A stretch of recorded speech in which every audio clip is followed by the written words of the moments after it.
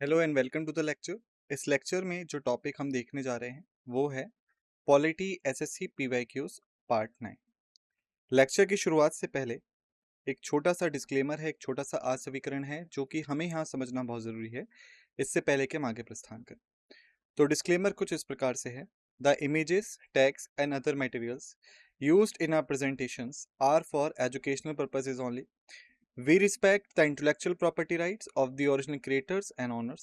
If you are the owner and have any concerns or issues, please contact us at sathi@iitk.ac.in and we shall remove the same. पहला प्रश्न है, निम्नलिखित में से कौन सा फंडामेंटल ड्यूटी का प्रोविजन बिल्कुल समान है आर्टिकल 21A के तहत?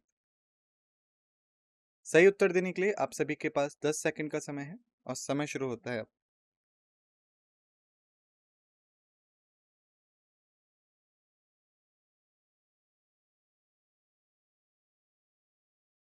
समय समाप्त। सही उत्तर है बी, आर्टिकल 51A के।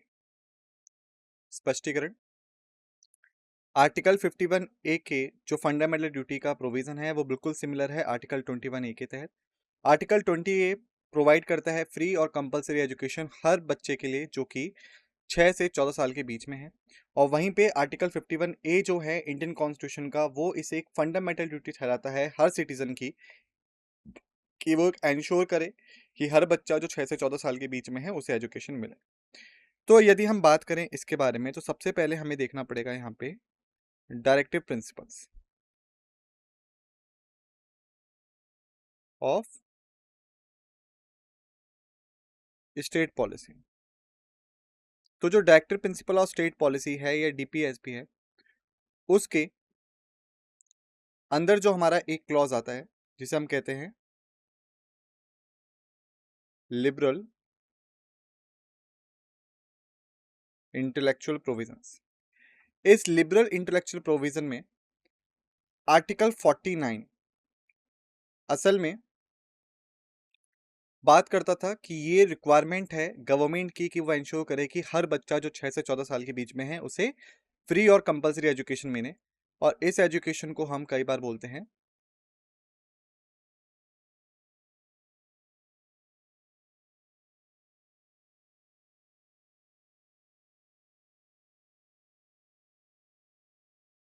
Elementary education.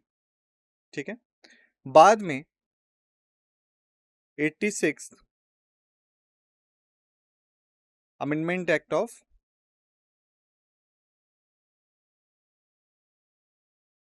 2002, इस एक्ट के तहत इस चीज को बना दिया गया fundamental rights under article 21A। और आर्टिकल 51A के फंडामेंटल ड्यूटीज के तहत भी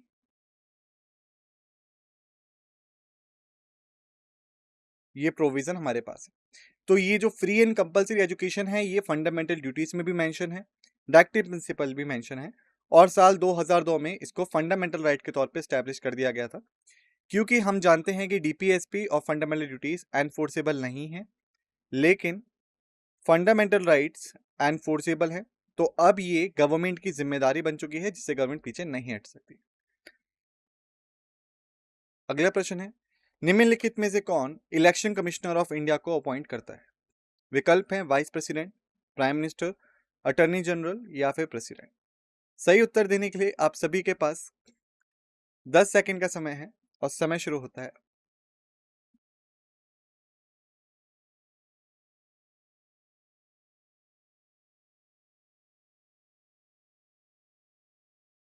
समय समाप्त।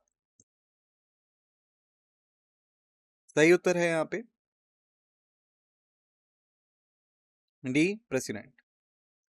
स्पष्टीकरण: जो प्रेसिडेंट है वो अपॉइंट करता है चीफ इलेक्शन कमिश्नर को और बाकी इलेक्शन कमिश्नर्स को। इन सभी का जो टेन्योर होता है सर्विस का वो 6 साल होता है या फिर 65 साल की उम्र तक होता है, इनमें से जो भी पहले आएगा उसके अनुसार। ये सेम स्टेटस एंजॉय करते हैं और सेम सैलरी और पर्क्स लेते हैं जो कि सुप्रीम कोर्ट ऑफ इंडिया के जजेस को दी जाती है। चीफ इलेक्शन कमिश्नर को केवल इम्पीचमेंट के द्वारा ही निकाला जा सकता है जब पार्लियामेंट रिकमेंड करे, और बाकी इलेक्शन कमिश्नर्स को प्रेसिडेंट द्वारा निकाला जा सकता है जब भी चीफ इलेक्शन कमिश्नर चाहे। तो देखिए, जो इलेक्शन कमीशन ऑफ इंडिया है ये असल में स्टैब्लिश होता है आर्टिकल 324 के तहत। तो ये हो गया हमारा कॉन्स्टिट्यूशनल बॉडी। यदि हम बात करें इसकी कंपोजिशन के बारे में, जो यहाँ पे अभी 3 लोगों से मिलकर बनी हुई है। पहला है चीफ इलेक्शन कमिश्नर, दूसरे हैं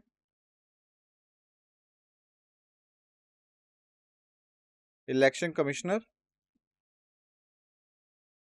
और फिर एक और इलेक्शन कमिश्नर। तो ये जो 3 लोग हैं, तो असल में ये बनाते हैं इसे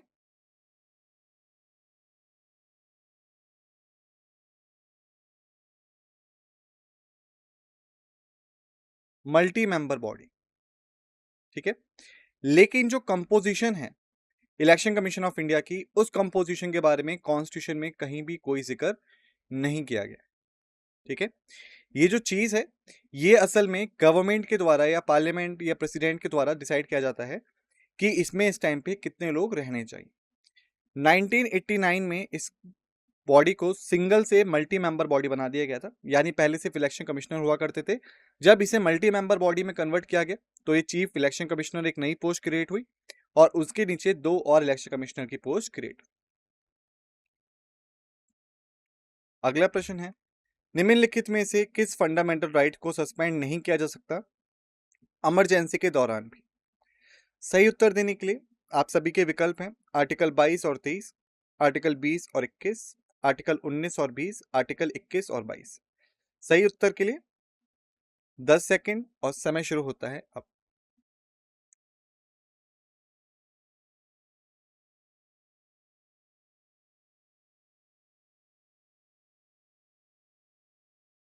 समय समाप्त।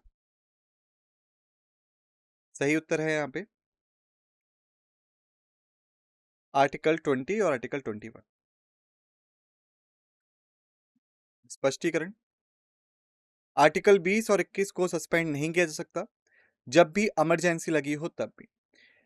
44th अमेंडमेंट एक्ट के तहत कोर्ट द्वारा ये एग्री किया गया था कि किसी भी इंसान को उसकी लाइफ से डिप्राइव नहीं किया सकता और पर्सनल लिबर्टी से डिप्राइव नहीं किया सकता, यानी कि आर्टिकल 20 और 21 सस्पेंड नहीं हो सकते इमरजेंसी के दौरान भी।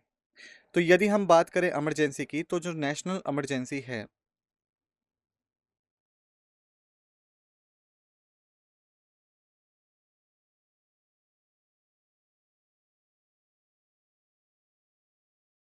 आर्टिकल 352 के तहत, जब भी नेशनल इमरजेंसी लगती है तो हमेशा जो फंडामेंटल राइट्स हैं वो सस्पेंड हो जाते हैं।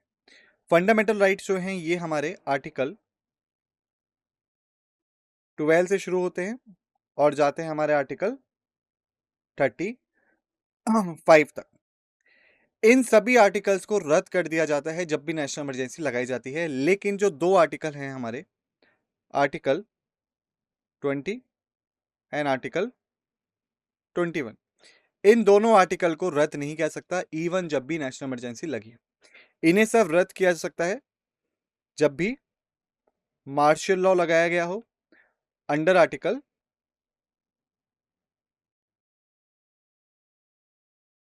34, जो मार्शल लॉ की बात करता है। अगर मार्शल लॉ नहीं लगा है तो ये सस्पेंड नहीं होंगे।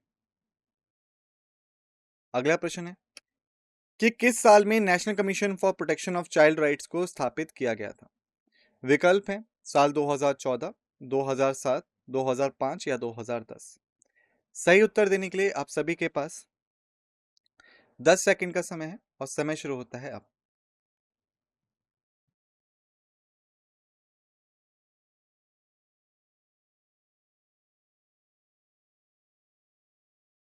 समय समाप्त। सही उत्तर है यहाँ पे बी 2007। स्पष्टीकरण। National commission for protection of child rights को 2007 में स्थापित किया गया था। जो national commission for protection of child rights है, यानी एनसीपीसीआर, इसे मार्च 2007 में पार्लियामेंट के एक्ट के तहत दिसंबर 2005 में जो पास हुआ, स्थापित किया गया। और 2005 का जो एक्ट था वो था commission for protection of child rights act 2005। तो जो एक्ट है वो 2005 में पारित हुआ, लेकिन जो कमीशन है वो 2007 में अस्तित्व में आता है। अगला प्रश्न है, जो संविधान है वो प्रोवाइड करता है सीट्स को रिजर्व करने के लिए लोकसभा में और स्टेट लेजिस्लेटिव असेंबलीज में किन के लिए? विकल्प हैं scheduled tribes, other backward classes, differently abled या फिर वुमन। सही उत्तर देने के लिए आप सभी के पास 10 सेकंड का समय है और समय शुरू होता है अब।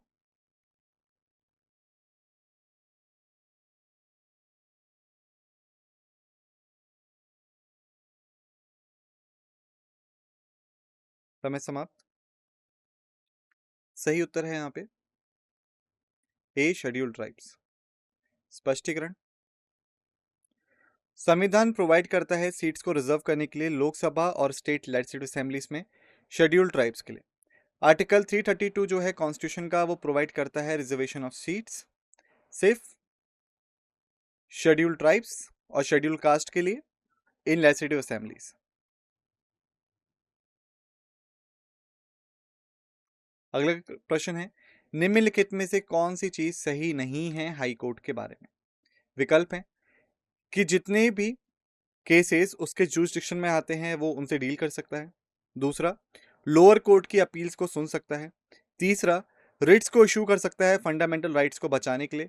या लास्ट, कि वो एडवाइजरी ओपिनियन दे सकते हैं प्रेसिडेंट ऑफ इंडिया को। सही उत्तर देने के लिए आप सभी के पास 10 सेकंड का समय है और समय शुरू होता है अब।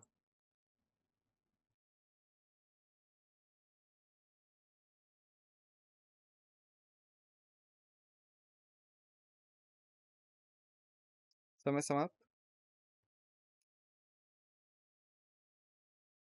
सही उत्तर है डी, एडवाइजरी ओपिनियन देता है प्रेसिडेंट ऑफ इंडिया को।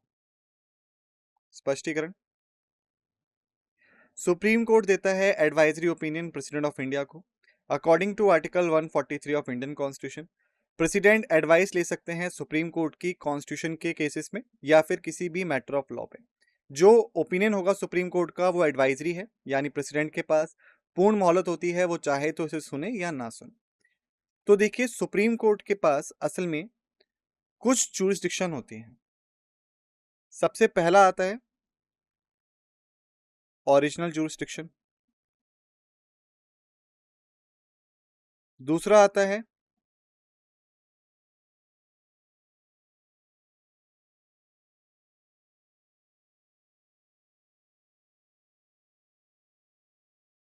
Appellate jurisdiction. तीसरा आता है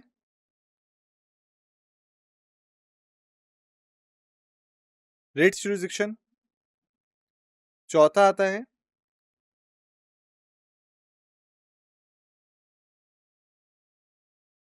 स्पेशल लीव ग्रांट। और सबसे आखिरी आता है इनका एडवाइजरी जुरिस्डिक्शन। तो एडवाइजरी जुरिस्डिक्शन के तहत जो कि पावर्ड किया जाता है article 143 of Indian constitution, supreme court advice तो कर सकता है प्रेसिडेंट को, लेकिन प्रेसिडेंट चाहे तो उस एडवाइस को माने या ना माने वो प्रेसिडेंट के ऊपर होता है। वहीं पे जो आर्टिकल 74 के तहत एडवाइस दी जाती है, जिसे हम कहते हैं एड एंड एडवाइस, जो काउंसिल ऑफ मिनिस्टर्स के द्वारा प्रेसिडेंट को दी जाती है, उस पे प्रेसिडेंट जो होते हैं वो हो जाते हैं हमारे बाउंडेड। यानी वहां पे प्रेसिडेंट को वो एडवाइस माननी ही पड़ेगी, वो मना नहीं कर सकते।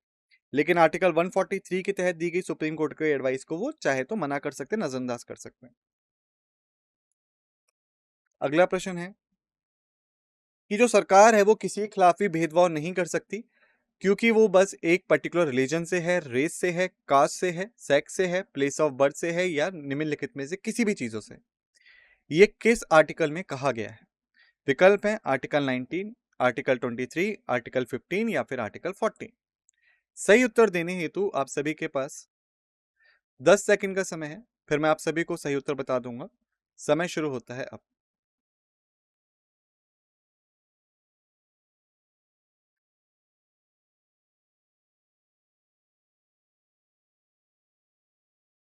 समय समाप्त। सही उत्तर है यहाँ पे सी, आर्टिकल 15। स्पष्टीकरण। आर्टिकल 15 जो है कॉन्स्टिट्यूशन का, वो भेदभाव नहीं कर सकता किसी भी सिटीजन के खिलाफ जस्ट बिकॉज वो एक पर्टिकुलर रीजन से बिलोंग करता है, रेस से बिलोंग करता है, कास्ट से बिलोंग करता है, जेंडर से बिलोंग करता है या प्लेस ऑफ बर्थ से बिलोंग करता है।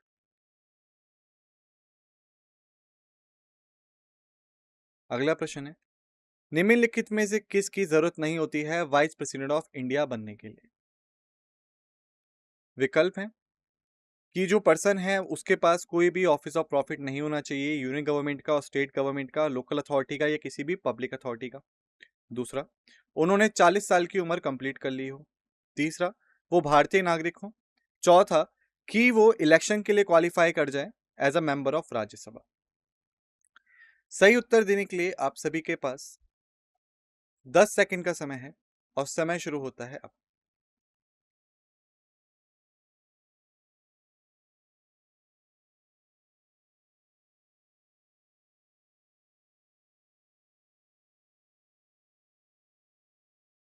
समय समाप्त।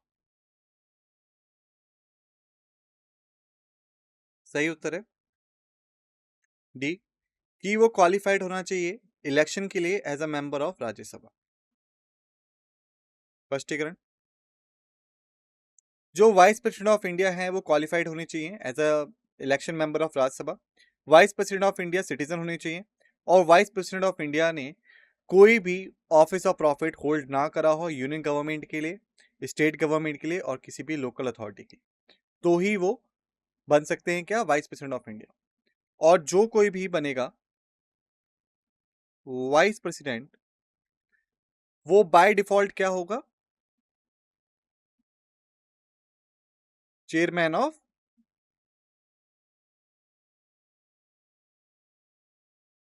राज्यसभा। ठीक है। अगला प्रश्न है, निम्नलिखित में से किस भारतीय संविधान के आर्टिकल में हिंदी को एक ऑफिशियल लैंग्वेज के तौर पे बताया गया है? विकल्प हैं आर्टिकल 51 ए, आर्टिकल 370, आर्टिकल 343 या आर्टिकल 80। सही उत्तर देने के लिए आप सभी के पास 10 सेकंड का समय है। फिर मैं आप सभी को सही उत्तर बता दूंगा। समय शुरू होता है अब।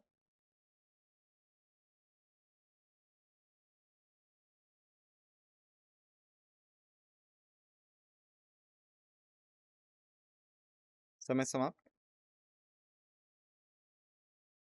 सही उत्तर है यहाँ पे सी, आर्टिकल 343। स्पष्टीकरण। आर्टिकल 343 जो है भारतीय संविधान का, वो स्पेसिफाई करता है हिंदी को एक ऑफिशियल लैंग्वेज के तौर पे यूनियन की। अगला प्रश्न है, निम्नलिखित में से किस ऑफेंस के लिए पुलिस सीधा पर्सन को अरेस्ट कर सकती है बिना कोर्ट के आदेश के? सही उत्तर है कॉग्निजेबल ऑफेंसेस, सॉरी विकल्प है cognizable offences, detention offences, non cognizable offences या क्रॉस ऑफेंसेस। सही उत्तर देने के लिए आप सभी के पास 10 सेकंड का समय है और समय शुरू होता है अब।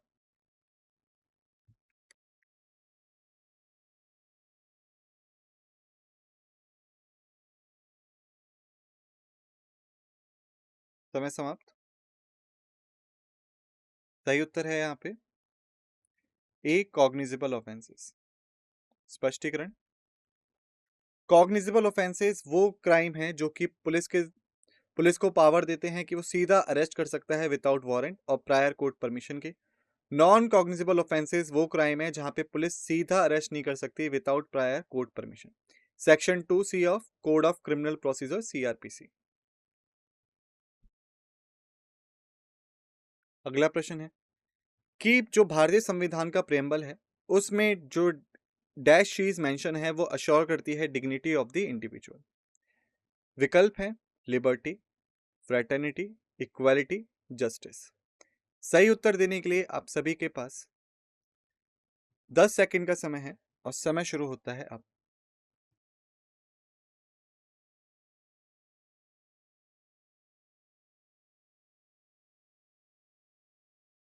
समय समाप्त।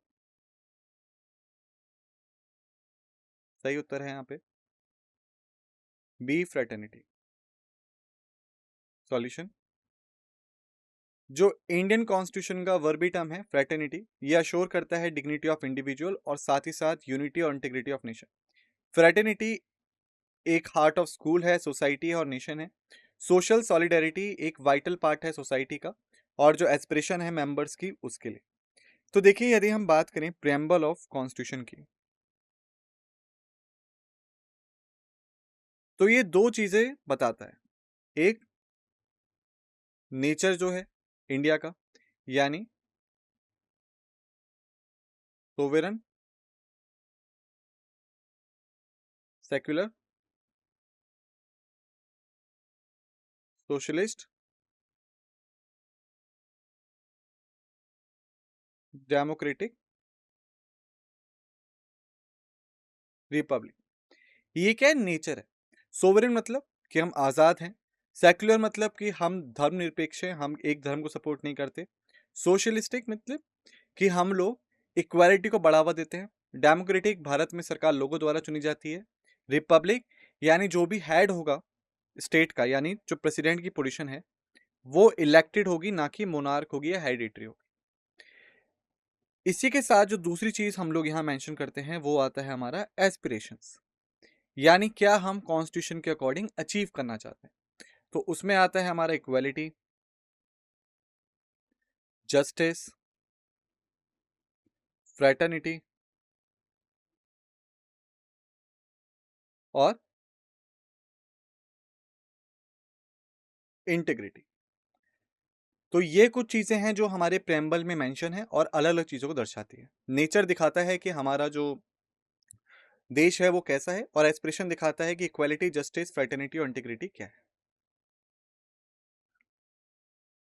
अगला प्रश्न है, मई 2023 में सुप्रीम कोर्ट ऑफ इंडिया ने ग्रांटेड कपल्स दिए थे राइट टू गेट डाइवर्स के, अगर इरिट्राइवेबल ब्रेकडाउन होता है शादी का। वो किस आर्टिकल के तहत दिए गए थे भारतीय संविधान के? विकल्प हैं article 182 clause 1, article 132 clause 1, article 122 clause 1, article 152 clause 1। सही उत्तर देने हेतु आप सभी के पास 10 सेकंड का समय है और समय शुरू होता है अब।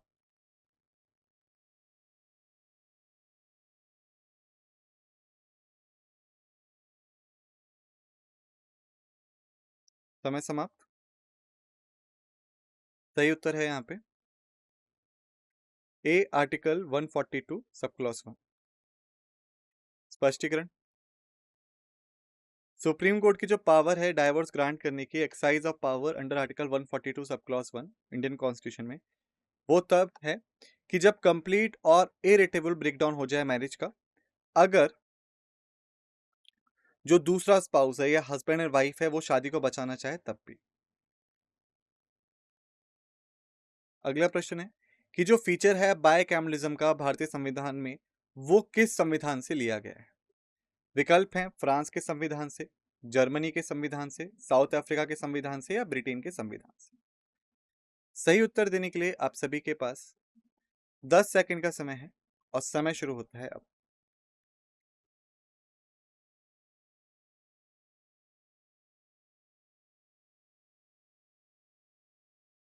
समय समाप्त। सही उत्तर है यहाँ पे डी, ब्रिटेन। स्पष्टीकरण, जो बायकैमलिज्म है उसका मतलब होता है कि सेंटर या स्टेट लेवल पे दो हाउसेस होना। जैसे उदाहरण के लिए लोकसभा और राज्यसभा हमारे सेंटर में यानी पार्लियामेंट में दो हाउसेस हैं, वैसे ही भारत की जो 6 स्टेट्स हैं वहां पे हमारे पास दो हाउसेस हैं, एक स्टेट लेजिस्लेटिव असेंबली और दूसरा स्टेट लेजिस्लेटिव काउंसिल। ये जो कॉन्सेप्ट है ये हमने लिया था यूनाइटेड किंगडम से, ताकि जो चेक्स एंड बैलेंसेस हैं पावर्स पे लेजिस्लेचर के, वो बढ़ाए जा सकें या ध्यान में रखे जा सकें। अगला प्रश्न है निम्नलिखित मैटर्स को उनके कंसर्न आर्टिकल से मैच किया जाए। जैसे superintendence direction and control of elections to be vested in an election commission, power of parliament to make provision with respect to election to legislature, bar of interference by courts in electoral matters. जैसे A का 1, B का 2, सी का 3, ए का 1, सी का 2, B का 3, सी का 1, B का 2, ए का 3, B1, C2, A3। सही उत्तर देने के लिए आप सभी के पास 10 सेकंड का समय है। फिर मैं आप सभी को सही उत्तर बताऊंगा। समय शुरू होता है अब।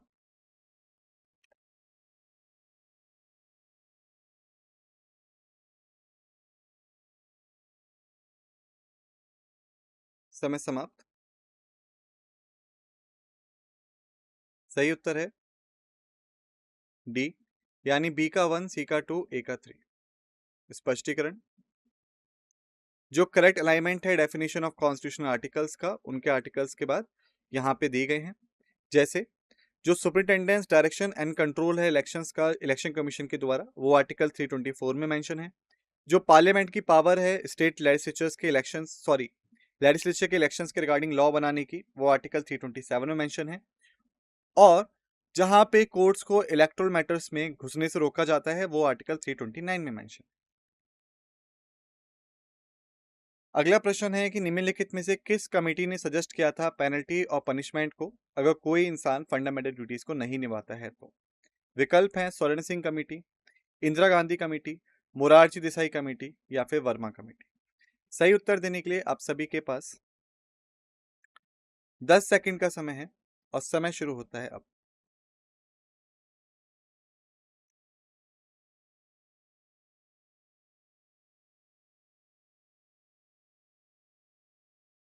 समय समाप्त। सही उत्तर है यहाँ पे ए, स्वर्ण सिंह कमेटी।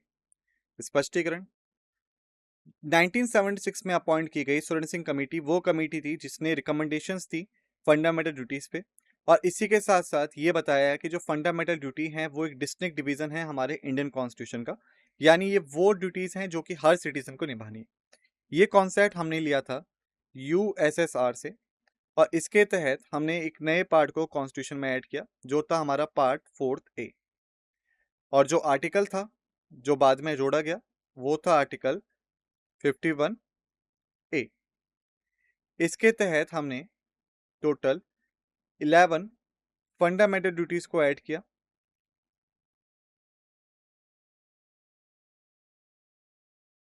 हालांकि जो पेनल्टी या पनिशमेंट का कॉन्सेप्ट था वो सरकार ने एक्सेप्ट नहीं किया, लेकिन जो 11 फंडामेंटल ड्यूटीज थी उन्हें एक्सेप्ट कर लिया गया। यानी जो फंडामेंटल ड्यूटीज हैं ये असल में नॉन एनफोर्सेबल हैं, यानी अगर कोई व्यक्ति इनका पालन नहीं भी करता है तो भी उसके खिलाफ कोई भी सरकारी या कानूनी एक्शन नहीं लिया जा सकता। अगला प्रश्न है, जो कॉन्स्टिट्यूशन में शेड्यूल ट्राइब्स ऑर्डर है फोर्थ अमेंडमेंट बिल 2022 का, जो कि राज्यसभा में दिसंबर 2022 में पास हो गया, जो कॉन्स्टिट्यूशन के शेड्यूल ट्राइब्स ऑर्डर 1950 को अमेंड करना चाहता है स्टेट्स में, तो किस स्टेट में ये लागू होगा। विकल्प है गोवा, मणिपुर, कर्नाटका या राजस्थान। सही उत्तर देने के लिए आप सभी के पास 10 सेकंड का समय है। समय शुरू होता है अब।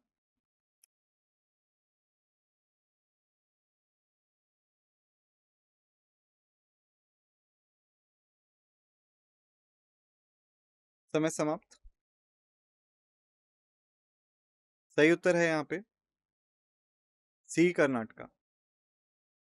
स्पष्टीकरण, जो कॉन्स्टिट्यूशन का शेड्यूल ट्राइब्स ऑर्डर का फोर्थ अमेंडमेंट बिल है 2022 का, जिसे लोकसभा में दिसंबर 9 2022 में लाया गया, जो अमेंड करना चाहता है कॉन्स्टिट्यूशन के शेड्यूल ट्राइब्स ऑर्डर 1950 को, इसकी एप्लीकेशन से कर्नाटका की ये ऑर्डर जो है ये ट्राइबल कम्युनिटीज को शेड्यूल ट्राइब्स में दर्जा देगा स्टेट्स और यूनियन टेरिटरीज में।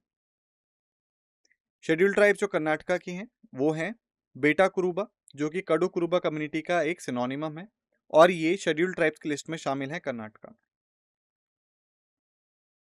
अगला प्रश्न है, सितंबर 2022 में डैश राज्य की असेंबली ने एक 1 डे असाइन किया था वुमेन एमएलएस के, कि वो वुमेन इश्यूज के बारे में जैसे सेफ्टी, हेल्थ, हाइजीन और एजुकेशन बता सके। वो कौन सा राज्य था। विकल्प है मध्य प्रदेश, राजस्थान, उत्तर प्रदेश या पंजाब। सही उत्तर देने के लिए आप सभी के पास 10 सेकंड है और समय शुरू होता है अब।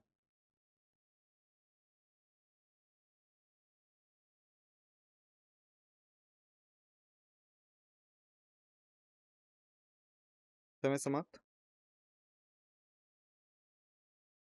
सही उत्तर है यहाँ पे सी, उत्तर प्रदेश। स्पष्टीकरण। उत्तर प्रदेश स्टेट असेंबली ने एक दिन रखा था वुमेन एमएलएस के लिए, ताकि वो वुमेन इश्यूज के बारे में बता सके। ये जो डिसीजन है ये पार्ट है उस इनिशिएटिव का जो स्पीकर द्वारा लॉन्च किया गया कि एमएलएस के ग्रुप से हम लोग डिस्कस करेंगे according to their professional degrees, उनका जेंडर और उनकी लेजिस्लेटिव स्टिंट्स के अकॉर्डिंग।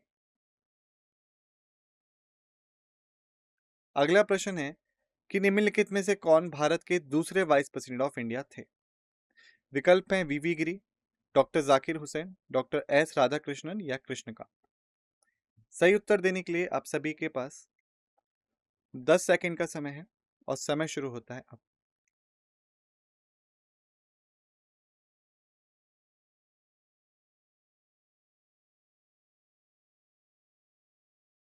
समय समाप्त। सही उत्तर है यहाँ पे बी, डॉक्टर जाकिर हुसैन। स्पष्टीकरण। डॉक्टर जाकिर हुसैन दूसरे वाइस प्रेसिडेंट थे इंडिया के। वो ऑफिस में थे 13 मई 1967 से 3 मई 1969 तक। हुसैन ने गवर्नर ऑफ बिहार के तौर पे भी अपनी सेवाएं दी 1957 से 1962 तक, और वो वाइस प्रेसिडेंट ऑफ इंडिया बनते हैं 1962 में। उसके बाद उन्हें भारत रत्न भी मिला और वो प्रेसिडेंट भी इलेक्ट हुए 1967 में, सर्वपल्ली राधाकृष्णन के बाद, और पहले मुस्लिम थे जिन्होंने हाईएस्ट कॉन्स्टिट्यूशनल ऑफिस को होल्ड किया था भारत के अंदर। अगला प्रश्न है जो भारत के प्राइम मिनिस्टर्स हैं 5 ईयर प्लान्स के साथ में, उन्हें मैच करें। जैसे Jawaharlal Nehru second 5 year plan, Manmohan Singh 10th 5 year plan, Atal Bihari Vajpayee 11th 5 year plan. आपके विकल्प हैं ए का फर्स्ट, बी का सेकंड, सी का थ्री। ए का फर्स्ट, सी का टू, बी का थ्री, सी का वन, बी का टू, ए का थ्री, बी का वन, सी का टू, ए का थ्री। सही उत्तर देने के लिए आप सभी के पास 10 सेकंड का समय है और समय शुरू होता है अब।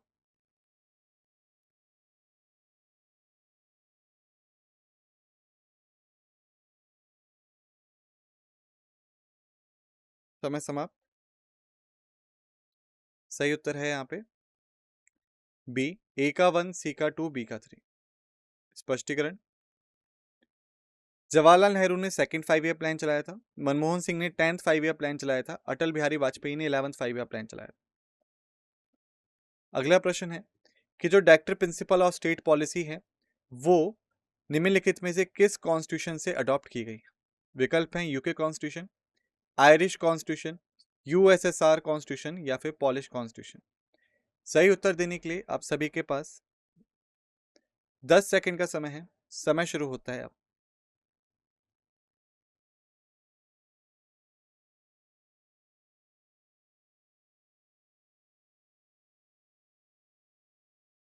समय समाप्त। सही उत्तर है यहाँ पे बी, आयरिश कॉन्स्टिट्यूशन। स्पष्टीकरण कि जो कॉन्सेप्ट है director principle of state policy का वो हमने आयरिश कॉन्स्टिट्यूशन से लिया है। जो मेकर्स थे इंडियन कॉन्स्टिट्यूशन के वो आयरिश नेशनलिस्ट मूवमेंट से काफी इन्फ्लुएंस थे, खासकर आयरिश होम रूल मूवमेंट से। अगला प्रश्न है कौन सी मैक्सिमम एज है किसी भी मेंबर के लिए जॉइंट पब्लिक सर्विस कमीशन को ज्वाइन करने के लिए as per the constitution of India? विकल्प हैं 62 ईयर्स, 66 ईयर्स, 65 ईयर्स या 60 ईयर्स। सही उत्तर देने के लिए आप सभी के पास 10 सेकंड का समय है और समय शुरू होता है।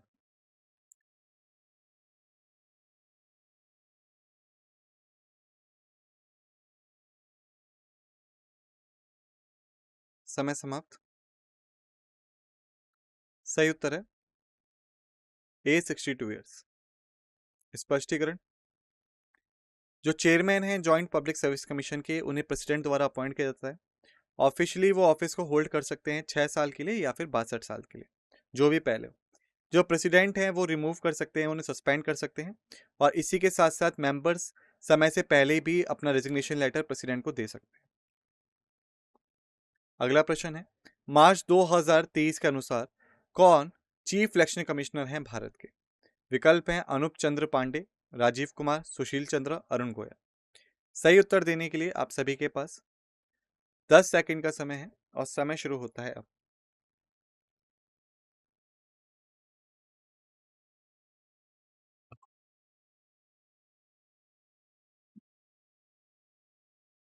समय समाप्त।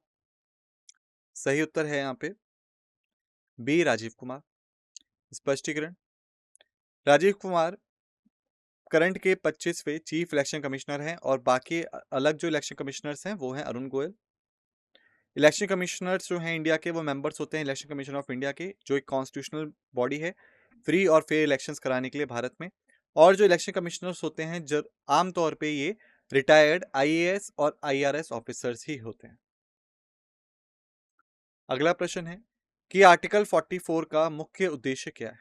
विकल्प है प्रोटेक्ट करना हर मॉन्यूमेंट और प्लेस को आर्टिस्टिक और हिस्टोरिक इंटरेस्ट के वाली, सेपरेट करना जुडिशरी को एग्जीक्यूटिव से पब्लिक सर्विसेज में, प्रोटेक्ट करना और इम्प्रूव करना एनवायरनमेंट को और सेफगार्ड्स को फॉरेस्ट और wild life of the country के लिए, सिक्योर करना सिटीजन्स के लिए यूनिफॉर्म सिविल कोड पूरी टेरिटरी में। सही उत्तर देने के लिए आप सभी के पास 10 सेकंड का समय है और समय शुरू होता है अब।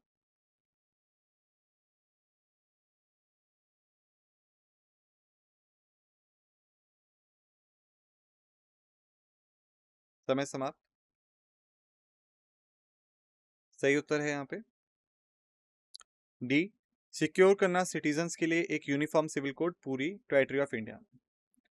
स्पष्टीकरण, आर्टिकल 44 जो है कॉन्स्टिट्यूशन का, वो स्टेट करता है कि जो स्टेट है वो सिक्योर करेंगे सिटीजन्स के लिए यूनिफॉर्म सिविल कोड पूरी टेरिटरी ऑफ इंडिया में। हाल फिलहाल में सिर्फ गोवा ही एक अकेला स्टेट है जिसके पास ये लॉ है यूसीसी का। अगला प्रश्न है, कॉन्स्टिट्यूशन का शेड्यूल ट्राइब्स ऑर्डर का सेकंड अमेंडमेंट बिल जो है जिसने नारिकोरोवन और कुरीवकरन कम्युनिटीज को शेड्यूल ट्राइब्स में रखा है, वो किस स्टेट से बिलोंग करती हैं? विकल्प हैं बिहार, तमिलनाडु, छत्तीसगढ़ या उड़ीसा। सही उत्तर देने के लिए आप सभी के पास 10 सेकंड का समय है और समय शुरू होता है अब।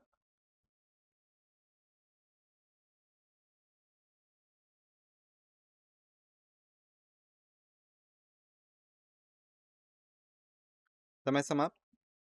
सही उत्तर है बी, तमिलनाडु।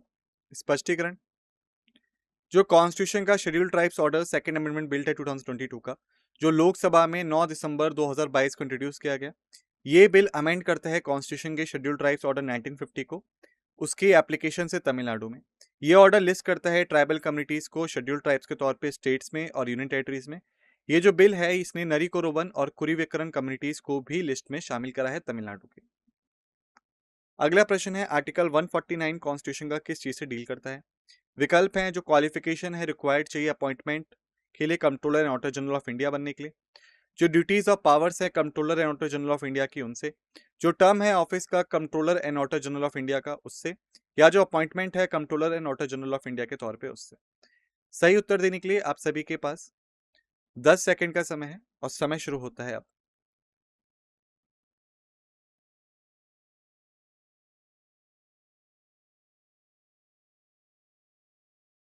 समय समाप्त। सही उत्तर है यहाँ पे बी, जो ड्यूटीज और पावर्स है controller auditor general of India की उनसे। स्पष्टीकरण, आर्टिकल 149 डील करता है ड्यूटीज एंड पावर से controller and auditor general of India की। आर्टिकल 150 स्टेट्स करता है कि जो यूनियन और द स्टेट्स के अकाउंट्स हैं वो किस फॉर्म में रखे जाएं, और इसके लिए कैग जो है वो एडवाइस करता है प्रेसिडेंट ऑफ इंडिया को। इसी के साथ हमने कर लिया है इस लेक्चर को समाप्त। आप सभी का धन्यवाद।